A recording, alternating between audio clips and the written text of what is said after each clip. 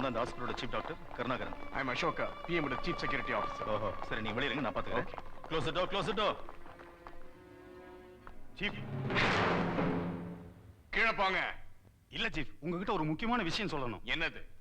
சிஎம்மும் டிஜிபியும் வந்திருக்காங்க. கான்ஃபரன்ஸ் ஹால்ல வெயிட் பண்றாங்க. சிஎம் உங்களை பார்க்கணுமா? சிஎம் எப்ப வந்தாரு? பிஎம்மோட ஃபங்க்ஷனை முடிச்சிட்டு சென்னைக்கு போக வேண்டியவர் நியூஸ் தெரிஞ்ச உடனே நேரா இங்க வந்துட்டாரு. நீங்க போலாம். சாரி சீஃப், நான் டிஜிபியோட வந்திருக்கேன். அவர் சொல்றதை தான் நான் கேட்பேன். Chief go away. Okay chief, okay chief. Police force எல்லாம் கீழே இறங்க. Okay chief. Dileep, CM meeting அப்புறம் உன்னை கான்டாக்ட் பண்றேன். Okay chief. கம் இன்.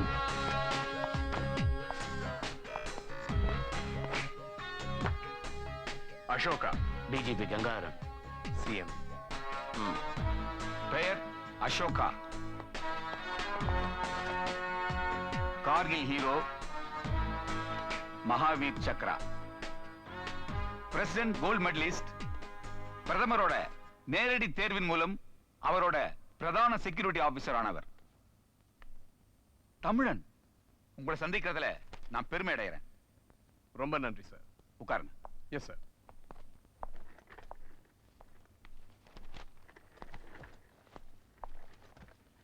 பிஎம் எப்படி இருக்காரு? இருக்கார் சார். நல்ல இதயம் அவருக்கு. அதை குறி வச்சுட்டாங்களே. 2 குண்டு பாஞ்சிருக்குன்னு கேள்விப்பட்டேன். அந்த நல்ல இதயத்துல குண்டு பாயல சார். எல்லாருக்கும் இதயம் இடது பக்கத்துல தான் இருக்கும். லக்கலி நம்ம பிஎம்க்கு வலது பக்கத்துல இருக்கு. லட்சத்துல ஒருத்தருக்கு தான் இந்த மாதிரி அமையும். அதனால் அவரோட இதயம் பாதிக்கப்படல, சேதமாகல. இந்த விஷயம் நமக்குள்ளே இருக்கட்டும் சார். பிஎம்க்கு நிறைய பிளட் லாஸ் ஆயிருக்கு. அவரோட டீம் ஆஃப் டாக்டர்ஸ் பார்த்துக்கிட்டு தான் இருக்காங்க. அவரோட உடம்புல பிளட் சீரான உடனே ஆபரேஷன் பண்ணி புல்லட்ஸை வெளியே எடுப்பாங்க. ஏற்கனவே ஒரு பிரதமரை இந்த மண் இழந்திருக்குப்பா. இன்னொரு முறை நாம இழக்கிறதுக்கு தயாரா இல்ல. அவரை நல்லபடியா குணமாக்கி டெல்லிக்கு அனுப்ப வேண்டியது இந்த அரசோட கடமை. அதுக்கான எல்லா உதவிகளையும் செய்யறதுக்கு நாங்க தயாரா இருக்கோம். கட்சிக்காரங்க விசிட்டர்ஸ் யாரும் உள்ள வரக்கூடாது சார். அதை நான் அனுமதிக்கவும் மாட்டேன். நீங்க பிரசிடென்ட் கிட்ட ரிக்வெஸ்ட் பண்ணி ஒரு 24 மணி நேரத்துக்கு சென்ட்ரல் மினிஸ்டர்ஸ் யாரும் வராதபடி பாத்துங்க. I agree with him sir. Chief, பிஎம்மோட க்ளோஸ் ரிலேட்டிவ்ஸ் யாராவது அவரை பார்க்கணும்னு ஆசைப்பட்டா? சார், பிஎம்மோட டாட்டர், சன் இன் லா, பேத்தி எல்லாரும் அப்ராட் போயிருக்காங்க. அவங்க வரும்போது நான் பாத்துக்கிறேன். சீஃப், பிஎம்மோட பாதுகாப்பு ஏற்பாடுகள் எப்படி? I'll explain. இந்த ஹாஸ்பிட்டல்ல 5 ஃப்ளோர்ஸ் இருக்கு. இந்த 5 ஃப்ளோர்ஸ்லயும் எங்க ஆளுங்க மட்டும்தான் பாதுகாப்புக்கு இருப்பாங்க. அப்ப எங்க போலீஸ் பாதுகாப்பு? இங்க வேண்டாம். உங்க போலீஸ் பாதுகாப்பு ரிசப்ஷன் ஏரியா அண்ட் ஹாஸ்பிட்டலை சுத்தி இருக்கட்டும். அதோட இந்த ஹாஸ்பிட்டல் காம்பவுண்டை சுத்தி 2 கிலோமீட்டர் தூரத்துக்கு 4 பக்கமும் செக் போஸ்ட் போடணும். இந்த செக் போஸ்ட் தாண்டி எந்த ஒரு கமர்ஷியல் வெஹிக்கிள்ஸோ பெரிய வாகனமும் வரக்கூடாது. இந்த 2 கிலோமீட்டருக்குள்ள குடியிருக்கிறவங்களை விசாரிச்சு அவங்க வெஹிக்கிள்ஸுக்கு பாஸ் ஓட்ட சொல்லுங்க. இந்த ஒவ்வொரு ஆக்ஷனும் உடனே நடக்கணும். அப்போ பிஎம் இருக்கிற இடத்துல எங்க போலீஸ் வேண்டாம். ஏன் சீஃப், எங்க போலீஸ் மேல உங்களுக்கு நம்பிக்கை இல்லையா? இல்ல sir, I am sorry to say this. ஏர்போர்ட்ல நடந்த விபரீதம், உயிர் சேதம், இதுக்கெல்லாம் உடனடியா இருந்தது உங்க ஐஜி விஸ்வநாதன் தான். எப்படி சார் நம்பிக்கை வரும்? என்ன கங்காதரன் இது? எவ்வளவு சீரியஸான விஷயம் தெரிஞ்சுக்கலையா நீங்க? இல்ல சார், சாரி சார். இதை நான் தீவிரமா விசாரிக்க சொல்றேன். சீஃப், டிபார்ட்மெண்ட்ல யாரோ ஒருத்தன் தப்பு பண்ணா எல்லாரும் அப்படித்தான் அர்த்தமா? யாரோ ஒருத்தன் இல்ல சார், ஐஜி தப்புக்கு நியாயம் கற்பிச்சு தப்புகளுக்கு துணை போக வேண்டாம் சார். இதுல நீங்களா நானாங்கிறது முக்கியம் இல்ல, பிஎம்மோட உயிர் தான் முக்கியம்.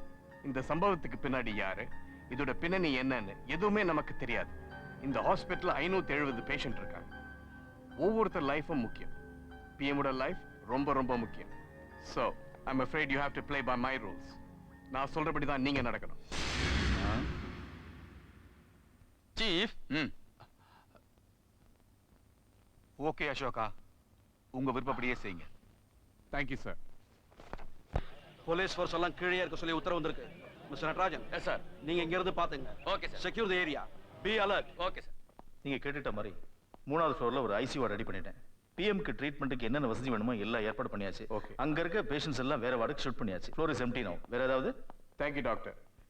நம்ம பிஎம் டெல்லிக்கு போற வரைக்கும் உங்க ஸ்டாஃபுங்க யாரும் வீட்டுக்கு போகக்கூடாது. ஓகே. ரெண்டாவது, ஹாஸ்பிட்டலுக்கு வர ஃபோன் கால்ஸ் எல்லாம் எங்க ஆளுங்க தான் மானிட்டர் பண்ணுவாங்க. ஆல்ரைட். மூணாவது, எல்லாருடைய செல்போன்ஸை நான் கான்ஃபிஸ்கேட் பண்ண சொல்லியிருக்கேன். உங்க செல்போன் நான் வாங்கிக்கிறேன். கொடுத்துறேனே. இந்தாங்க.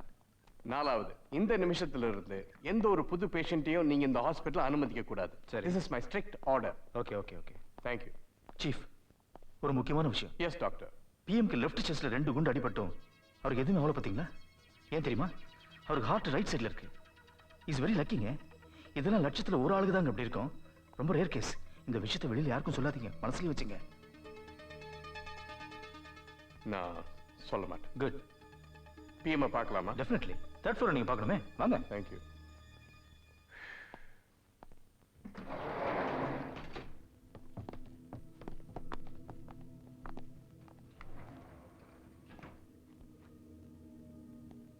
Okay chief. Okay chief. இந்த ஃப்ளோர்ல உங்களுக்கு எந்த தொந்தரவும் இருக்காது. பிஎம்க்கு ட்ரீட்மெண்ட் கொடுக்குறவங்க மட்டும் தான் வருவாங்க. ஜன நடமாட்டமே இருக்காது. Thank you doctor. இது ICU. Treatment is going on. Please come. Yeah okay.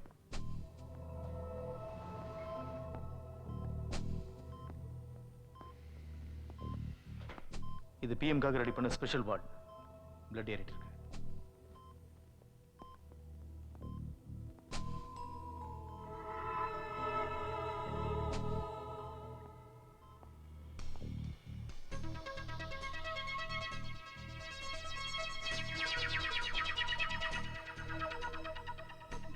இந்த வார்டு அரேஞ்ச்மெண்ட் எல்லாம் உங்களுக்கு திருப்தியா இருக்கா? இங்க இருக்க உங்க ஸ்டாஃப் எல்லாம் எங்க ஆளுங்க வாட்ச் பண்ண வேண்டிய அவசியம் இல்லையே. நாட் நெசரிங்க. இவங்களும் டாக்டர்ஸுங்க. எத்தனை வருஷமா என் கூட இருக்காங்க. ட்ரஸ்ட் வர்த்திங்க. இன் அதர் வேர்ட்ஸ், நீங்க பொறுப்பேற்றுக்கிறீங்கன்னு சொல்லுங்க. அஃப்கோர்ஸ் 100%. தேங்க்யூ. தெய்வமே. Dilip, yes chief. இந்த ரூம்ல இருக்கிற எல்லாரும் தெரியுமா? தெரியுறாங்க சீஃப். இந்த பக்கம் வால்ல இருந்து அந்த பக்கம் வால் வரைக்கும் தெரியுதா? எல்லாம் தெரியுது சீஃப். ஓகே, நான் அங்க வரேன். Okay chief.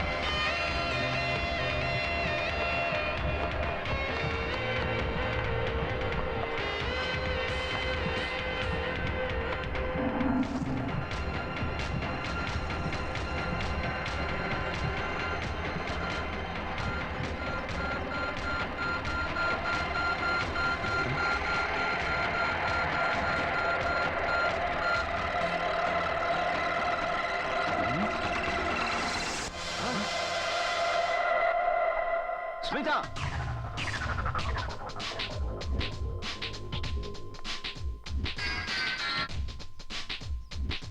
ஸ்மிதா, என்ன இது? இதே துடிப்பு நின்னு போச்சு. இது உங்களுக்கு அதிர்ச்சி. இது இவருக்கு பயிற்சி. உயிருக்கு ஏதாவது ஆபத்தாயிட போகுது. எந்த ரிஸ்கையும் நம்ம எடுக்கணும். அதுக்கு உடம்பும் மனசும் நம்ம பழக்கத்துக்கு வரணும். அதத்தான் இவர் செய்யறாரு. இவர் கட்டளைக்கு இவரோட இதயம் கட்டுப்படும். அது சொன்னதை கேட்கும். இவர் நினைச்சா 72 தடவையும் துடிக்கும். அடுத்த வினாடியே 4 தடவையும் துடிக்கும். அப்படின்னா இவரோட உடம்பு இறந்ததுக்கு சமமாச்சே.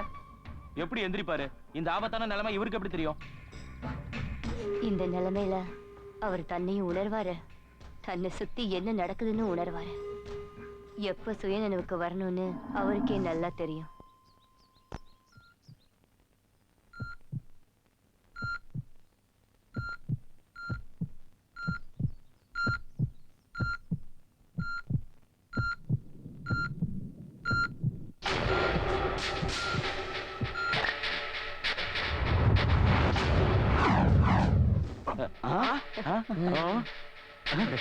சௌரப், உங்க யோகா பயிற்சியை பார்த்து நாங்கெல்லாம் மிரண்டு போயிட்டோம்.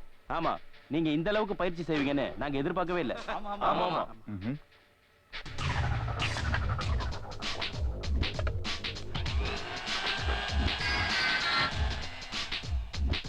புலன்களை அடக்குனா பலன்களை அடையலாம்.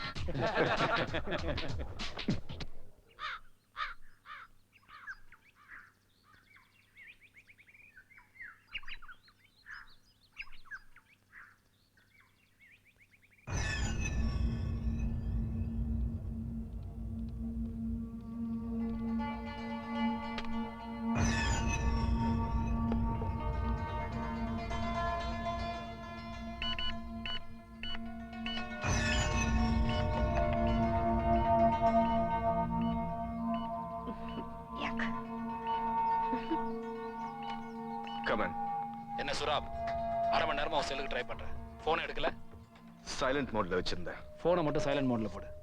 நீ சைலண்ட் ஆயிடாத. என்ன விஷயம் சொல்லுங்க. நீ தாயா சொல்லணும். என்ன கேக்குற? ஃபெயிலியர் ஆச்சு. ஏன் ஃபெயிலியர் ஆச்சு? அவர் கதையை முடியும்னா அவரை உயிரோட கட்டில படுக்க வச்சுட்டு நியூஸ் ஆக்கி வச்சிருக்க. இத பாருங்க மினிஸ்டர், பிஎம் ஓட செக்யூரிட்டி ஃபோர்ஸ் நான் எதிர்பார்த்ததை விட பலமா இருந்துச்சு.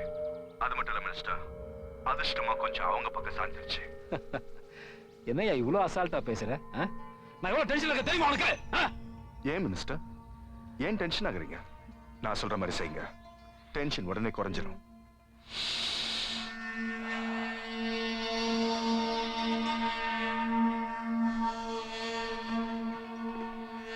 சுராப், எனக்கு என் டென்ஷனை குறைச்சிக்கவும் தெரியும், உனக்கு டென்ஷனை ஏத்தவும் தெரியும். இது விளையாடுற நேரம் இல்ல, வேலை செய்யற நேரம். யோகா பண்ற நேரம் இல்ல, யோசிக்கிற நேரம். அவர் கண்ணை திறந்தாருன்னா என் வாழ்க்கையே போயிடும். அதனால அவர் கண்ணையும் திறக்கூடாது, வாயையும் திறக்க கூடாது. பயப்படாதீங்க மினிஸ்டர், எடுத்த அசைன்மெண்ட்டை எனக்கு முடிச்சுதான் பழக்கம். முடியாத ஆள்கிட்ட வேலையை கொடுத்து எனக்கும் பழக்கம் இல்ல. லிசன் சுராப், இன்னைக்கு சாயந்தரத்துக்குள்ள நம்மால் இறந்துட்டான்ற செய்தி என் காதுக்கு வரணும். ஸ்மிதா, உனக்கும் சேர்த்தா சொல்றேன். சொல்லுங்க, எப்படி பண்ண போறீங்க? நான் ரூட்டை சொல்ல விரும்பல. நீங்க எதிர்பார்த்த மாதிரியே ரிசல்ட் உங்க காதுக்கு வரும். Over and out. அப்புறம் இன்னொரு விஷயம். ஷிட்.